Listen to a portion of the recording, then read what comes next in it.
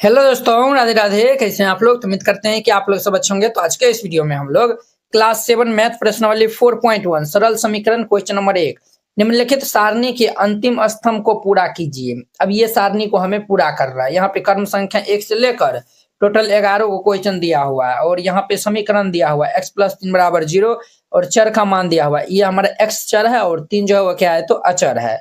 हमें x का मान जो है वो यहाँ पे दिया हुआ है और हमें बताना है, बताइए कि समीकरण संतुष्ट होती है या फिर नहीं, हाँ या नहीं में हमको उत्तर देना है। समीकरण संतुष्ट होने का मतलब ये हो गया, जो हमारा चर का मान है इस समीकरण में हम रखेंगे, अगर वह 0 के बराबर हो जाएगा, जैसे x बराबर 3 है तो यहाँ पे 3 रखेंगे तो 3 3 कितना होता है 6 होता है। ये 0 के बराबर नहीं है, ये 0 के बराबर नहीं है तो हम जो है वो रखें, यहाँ पे जो है वो लिख देंगे नहीं, ये हमारा समीकरण जो है वो ये x बराबर 3 इनको संतुष्ट नहीं करता है। तो वेरी सिंपल है, देखिए ना हम इनको सॉल्व करेंगे तब आपको अच्छा से समझ में आएगा। तो देखिए x बराबर 3 हमें रखना है तो यहाँ पे रखेंगे 3 जोड़ ये 3, तो 3 3 कितना होता है 6 होता है। 6 हमारा 0 के बराबर है, ये 6 0 के बराबर नहीं है तो यहाँ पे लिख दीजिएगा नहीं, ठीक है। और यही इनका आंसर आ जाएगा, वेरी सिंपल था।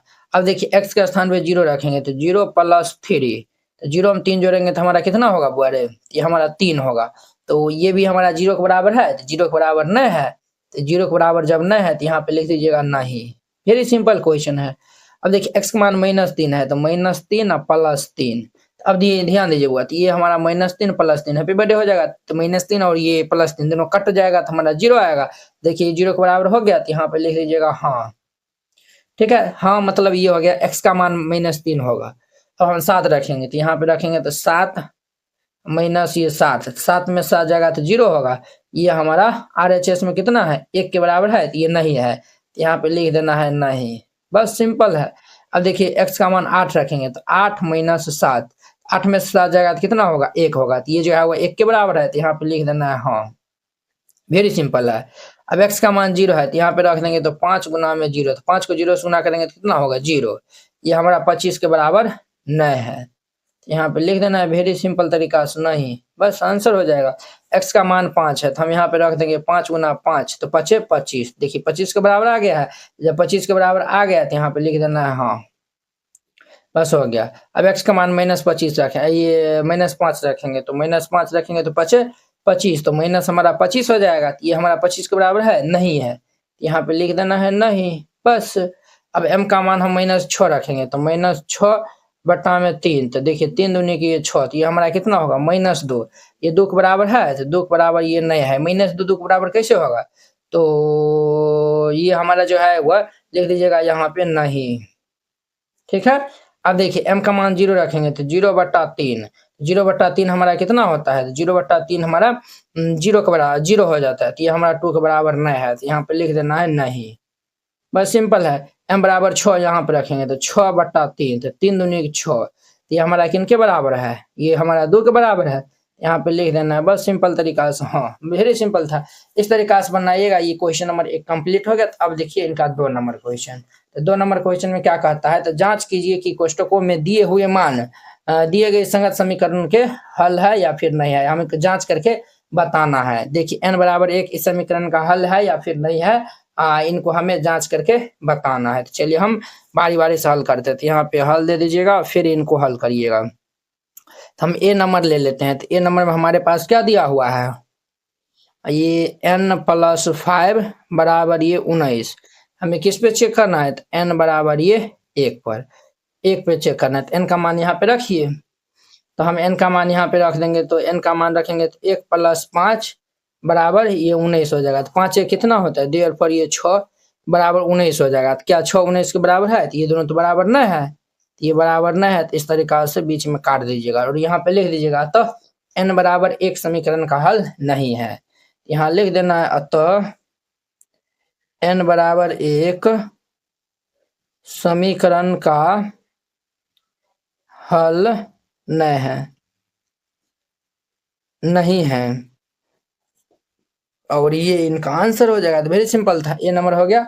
अब इनका बी नंबर देखिए। तो बी में हमारे पास दिया हुआ है 7n + 5 बराबर 19 है, n बराबर -2 हमें रखना है। तो n के स्थान पर -2 रखिए, तो जब -2 रख देंगे तो ये 7 गुना में -2 + 5 बराबर 19 हो जाएगा। अब देखिए 7 दूनी के -14 + 5 बराबर ये 19 होगा। तो -14 के -14 में से हम 7 को माइनस कर लेंगे तो ये हमारा कितना हो जाएगा, तो 7 दूनी के 14, तो ये भाई साहब हमारा -9 5 14 होता है, तो -9 बराबर ये 19 आएगा। तो ये दोनों बराबर है, ये दोनों तो बराबर नहीं है, जब बराबर नहीं है तो हम इनको बीच से काट देंगे। तो यहाँ पे लिख दीजिएगा n बराबर -2, इनका हल नहीं होगा। तो यहाँ पे लिख दीजिएगा अतः n बराबर -2 समीकरण का हल नहीं है, और ये इनका आंसर हो जाएगा। बी नंबर हो गया कंप्लीट। अब इनका हमारा सी नंबर देखिए, सी में क्या दिया हुआ है, तो 7n + 5 बराबर 19 दिया हुआ है बुआ। 7n + 5 बराबर 19। हमें n बराबर किस पे चेक करना है, तो 2 पे, n बराबर 2 पर चेक करना है। तो यहाँ पे 2 रखिए, तो 2 हम जब रख देंगे तो ये 7 गुना में 2 + 5 बराबर 19। तो 7 दूनी के 14 + 5 बराबर 19। तो 14 में से 5 जाएगा तो 1.5 ये 19 बराबर 19। तो देखिए 19 बराबर 19 हो गया। तो n बराबर 2 इस समीकरण का हल है। तो यहाँ पे लिख देना है अतः n बराबर 2 समीकरण का हल है, और ये इनका आंसर हो जाएगा। सी नंबर हो गया। अब इनका डी नंबर देखिए, तो डी में क्या दिया हुआ है, 4p - 3 4p - 3 बराबर ये 13 दिया हुआ है। p बराबर 1 पे चेक करना है, तो p का मान यहाँ पे रखिए। तो ये हमारा 4 गुना में 1 - 3 बराबर 13। तो ये हमारा 4 - 3 बराबर 13। 4 में से 3 घटा लेंगे तो 1.5 ये 2 बराबर 13 हो जाएगा। तो 2 13 के बराबर है, तो 2 13 के बराबर नहीं है। तो हम यहाँ पे लिख देंगे अतः p बराबर 1 समीकरण का हल नहीं है, का हल नहीं है। ये आंसर हो जाएगा। डी नंबर हो गया कंप्लीट। अब इनका ई नंबर देखिए, ई में क्या दिया हुआ है, 4p - 3 बराबर 13 दिया हुआ है। 4p - 3 बराबर 13 दिया हुआ है, और हमें p बराबर -4 पे चेक करना है। तो चलिए p का मान रखिए। तो हम यहाँ पे रख देंगे, तो 4 गुना में -4 -3 बराबर ये 13 होगा। तो 4 चौके -16 -3 बराबर 13। तो -16 -3 तो हमारा कितना होता है, 1.5 और 16 3 19 होता है बराबर 13। 19 -19 13 के बराबर है, तो ये दोनों बराबर नहीं है। हम यहाँ पे लिख देंगे अतः ये p दिया हुआ है ना, अतः p बराबर ये -4 समीकरण का हल नहीं है, और ये इनका आंसर हो जाएगा। ई नंबर हो गया कंप्लीट। अब इनका एफ नंबर देखिए, एफ में क्या दिया हुआ है, 4p - 3 बराबर 13 दिया हुआ है। 4p - 3 बराबर 13, p बराबर 0 पे चेक करना है। यहाँ पे रखिए, तो ये हमारा 4 गुना में 0 - 3 बराबर 13। तो 4 का 0 से गुना करेंगे, 0 - 3 बराबर 13। ये भाई साहब कितना होगा, -3 बराबर 13। ये दोनों बराबर नहीं है, जब बराबर नहीं है तो यहाँ पे लिख देना है अतः p बराबर 0 समीकरण का हल नहीं है, और ये इनका आंसर हो जाएगा। देखिए वो कितने सिंपल था। आई होप कि आप लोग 2 नंबर भी समझ गए। अब देखिए इनका 3 नंबर, अब देखिए इनका 3 नंबर कहता है प्रयत्न और भूल विधि से निम्नलिखित समीकरणों को हल करना है। हमें इसमें जो है वो प्रयत्न और भूल विधि से इनको हल करना है, जिनको इंग्लिश में हम ट्रायल एंड एरर मेथड जो है वो कहते हैं। तो चलिए हम 1 बाय 1 हल कर लेते हैं। तो यहाँ पे हल दे दीजिएगा और फिर इनको हल करिएगा। तो हमारा पहला नंबर में दिया हुआ है 5p + 2 बराबर ये 17 दिया हुआ है। अब देखिए यहाँ पे p का जो है वो मान अलग अलग मान जो है वो रखिए, ठीक है। अगर दोनों बराबर आ जाएगा तब वो उनका हल होगा, बराबर नहीं होगा तो उनका हल नहीं होगा। यहाँ पे लिखिए चूंकि p बराबर 1 रखने पर अगर हम p बराबर 1 रखेंगे तो ये भाई साहब हमारा कितना होगा 5 इंटू में 1 प्लस 2 बराबर 17। तो 5 को 1 से गुना करेंगे तो 5 प्लस 2 बराबर 17। तो 5 2 कितना होता है देयरफॉर ये 7 बराबर 17। तो 7 जो है वो 17 के बराबर है। तो 7 जो है वो 17 के बराबर नहीं है। तो यहाँ पे लिख लीजिएगा p बराबर 1 समीकरण का हल नहीं होगा। p बराबर 1 समीकरण का हल नहीं होगा। क्लियर। अब देखिए p का स्थान पे 2 रखिए तो यहाँ पे लिखिए चूंकि p बराबर 2 रखने पर, तो जब 2 रखेंगे तो ये हमारा कितना होगा 5 इंटू में ये 2 प्लस 2 बराबर 17। तो 5 दूनी कितना होता है 10 प्लस 2 बराबर 17।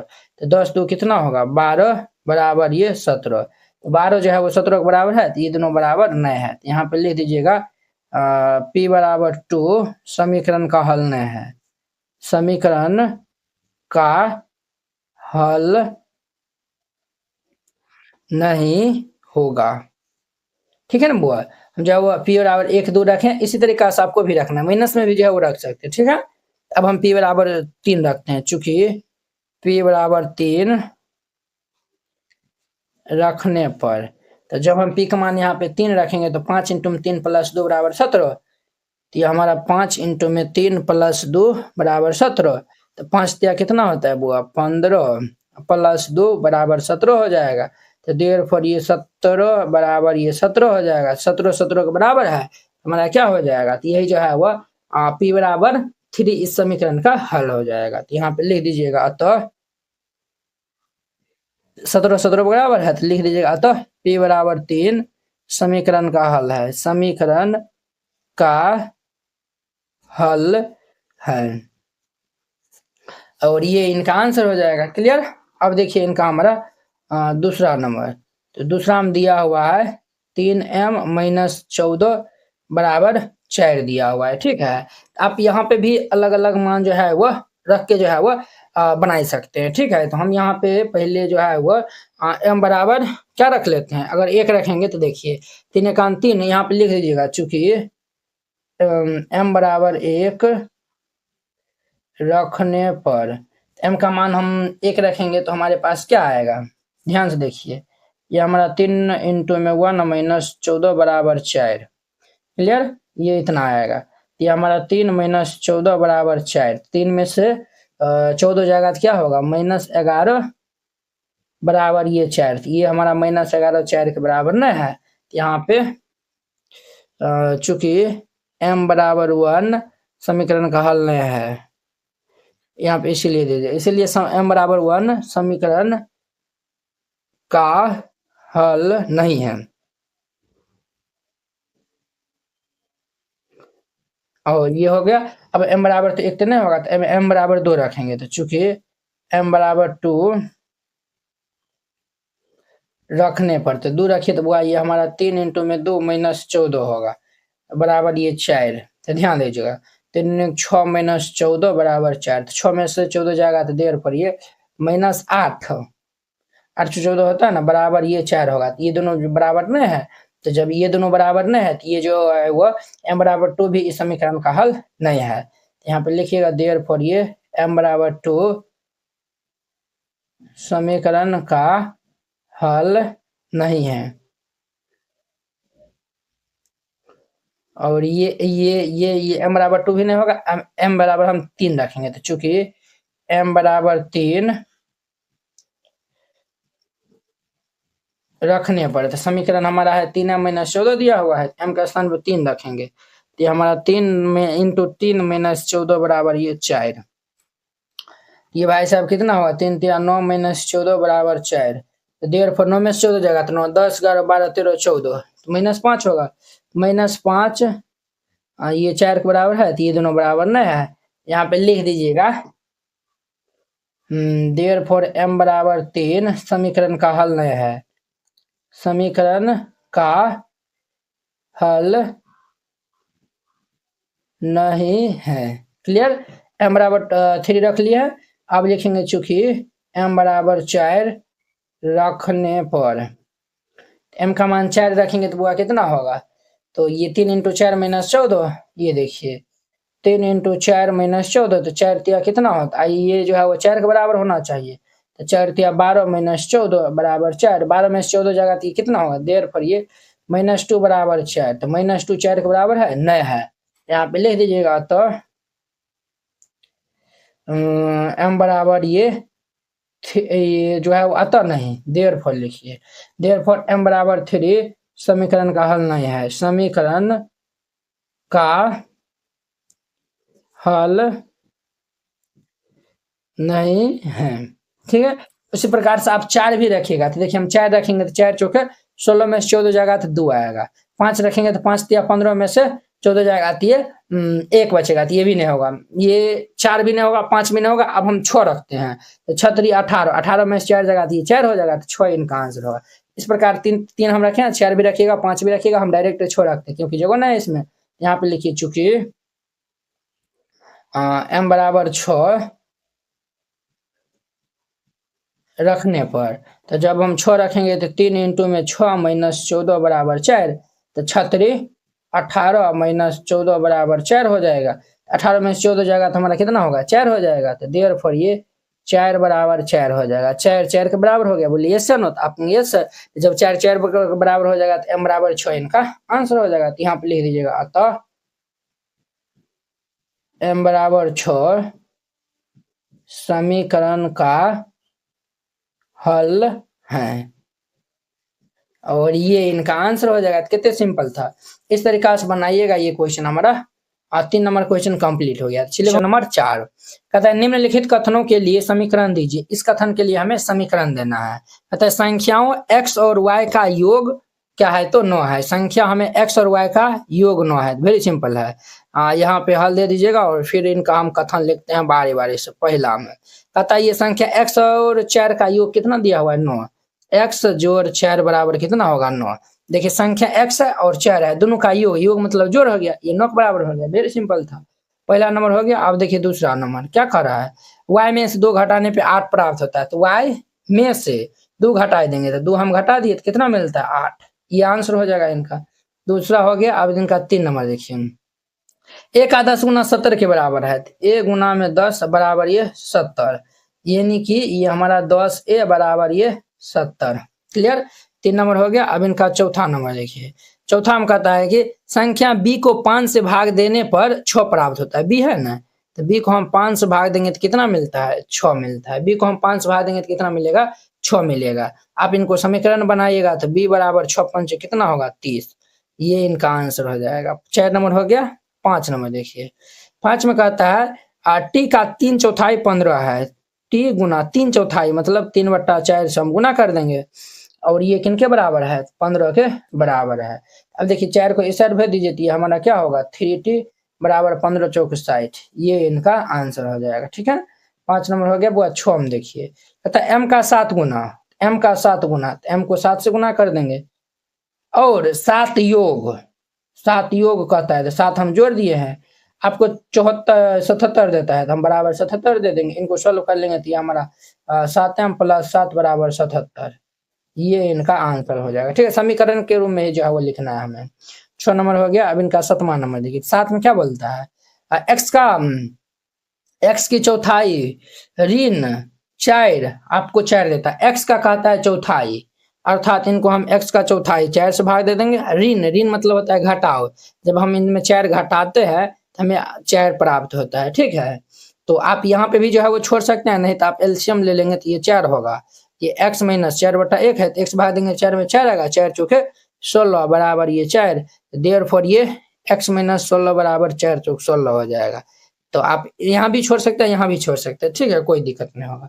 7 नंबर हो गया। अब इनका 8वां नंबर देखिए, कहता है यदि y के 6 गुने में से 6 घटाए तो आपको 60 प्राप्त होता है। y का 6 गुना, तो y का 6 गुना 6 से गुना कर दिए, उसमें से 6 घटाएंगे, 6 घटा दिए, हमें कितना मिलता है, 60 मिलता है। अब ध्यान दीजिए, इनको हम गुना कर लेंगे तो ये हमारा 6y - 6 बराबर ये 60, ये आंसर हो जाएगा।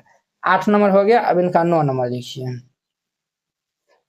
नॉर्म क्या कहता है, यदि आप जेड के एक तिहाई, तो जेड के एक तिहाई, एक तिहाई ले लिए, में 3 जोड़ते हैं, तो इसमें हम 3 जोड़ दिए, ठीक है, तो हमें कितना मिलता है, 30 मिलता है, तो ये 30, तो इनको समीकरण के रूप में लिखेंगे, तो ये जेड बट्टा 3 प्लस ये 3 बराबर 30। आप यहाँ भी जो है वो छोड़ सकते हैं, एलसीएम सब भी जो है वो लेकर छोड़ सकते हैं। तो ये 4 नंबर कंप्लीट हो गया। अब इनका देखिए 5 नंबर है। 5वां नंबर देखिए, कहता है संख्याओं निम्नलिखित समीकरणों को सामान्य कथनों के रूप में लिखना है। अब देखिए इनसे पहला जो 4 नंबर में हम बनाए थे ना, भाषा में दिया हुआ था, उनको समीकरण में लिखे थे, ये समीकरण दिया हुआ, इनको भाषा में लिखना है। वेरी सिंपल है, पी में 4 जोड़ देंगे तो 15 आ जाएगा, तो लिख देंगे पी और 4 का योग 15 है। यहाँ पे हल दे दीजिएगा और फिर लिखिएगा। पहला में लिख दीजिएगा यहाँ पे पी और 4 का योग 15 है। अब देखिए पी और 4 दोनों का हम योग मतलब जोड़ हो गया, तो पी जोड़ 4 किनके बराबर होगा, 15 के बराबर होगा। पहला नंबर हो गया। अब दूसरा हम देखिए, m माइनस 7 बराबर 3 है, तो m में से 7 घटाने पर, m में से 7 घटा देंगे तो 3 मिलेगा, तो वही लिख दीजिएगा m में से 7 घटाने पर 3 प्राप्त होता है, और यही इनका आंसर हो जाएगा। तो 2 नंबर हो गया।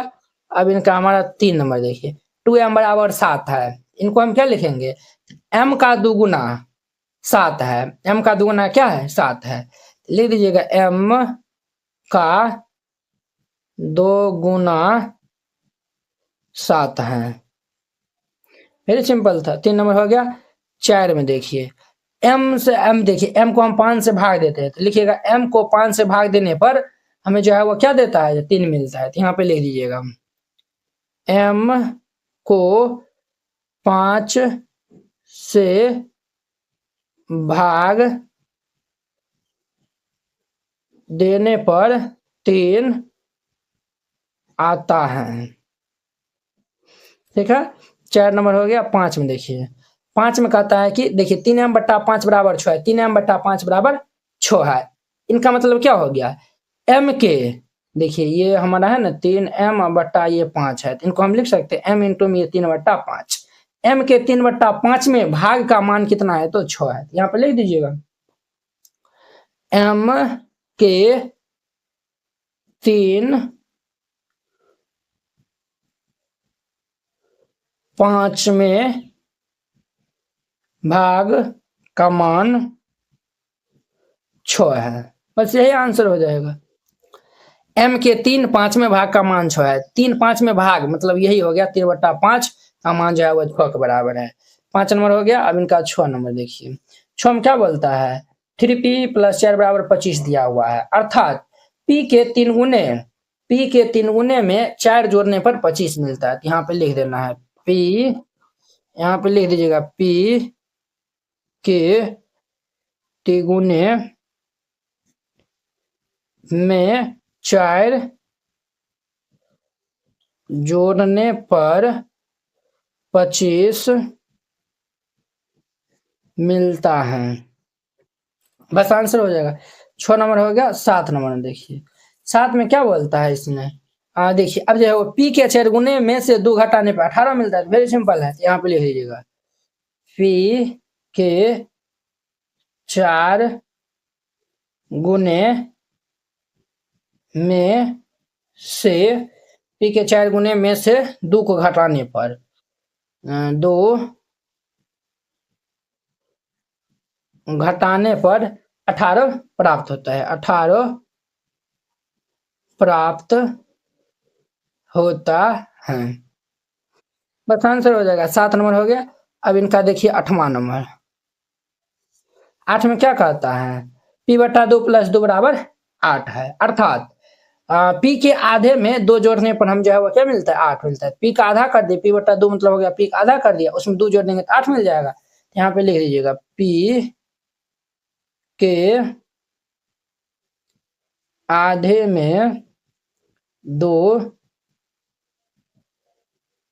जोड़ने पर 8 मिलता है। और ये इनका आंसर हो जाएगा। तो वेरी सिंपल था, इस तरीका से बनाइएगा। ये हमारा 5 नंबर कंप्लीट हो गया। अब देखिए इनका हमारा 6 नंबर कहता इरफान कहता है उसके पास परमित के पास जितने कंचे हैं उनके 5 गुना से 7 अधिक कंचा है। देखिए बुआ, ये क्वेश्चन जो है ना वेरी वेरी वेरी इंपॉर्टेंट है, तो आप इनको अच्छे से सॉल्व करिएगा, ठीक है बुआ, ध्यान से पढ़ते रहिएगा। इरफान कहता है कि उनके पास परमित के जितना कंचा है ना उनके कंचे से कितना अधिक है, 7 अधिक है। इरफान के पास 37 कंचा है, तो आप देखिए कहता है परमित के कंचों के एम मान जो है वो मान लीजिए, ठीक है। तो चलिए ध्यान दीजिए, यहाँ पे हल दे दीजिएगा, फिर इनको हल करेगा। पहला में 6 का पहला देखिए, हम मान लेते हैं परमित के कंचों की संख्या अगर हम m मानते हैं, तो ये क्या क्वेश्चन में कहता है परमित के पास जितना कंचा है उनके 5 गुना से 7 अधिक है, 5 गुना से 7 अधिक है। इरफान के पास 37 है, ये हमारा कितना होगा 5m प्लस ये 7 बराबर ये 37 होगा। तो देखिए अगर हम परमित के कंचों की संख्या कितना मानते हैं, m मानते हैं, 5 गुना से 7 अधिक है, तो 5 को m से गुना कर देंगे 5m और उनसे 7 अधिक है, तो जोड़ 7। इरफान के जो है वो पास कितना है 37 के बराबर हो जाएगा। वेरी सिंपल था, पहला नंबर हो गया। दूसरा हम देखिए, लक्ष्मी के पिता की आयु 49 वर्ष है। लक्ष्मी के पिता की आयु कितना है, तो 49 वर्ष है।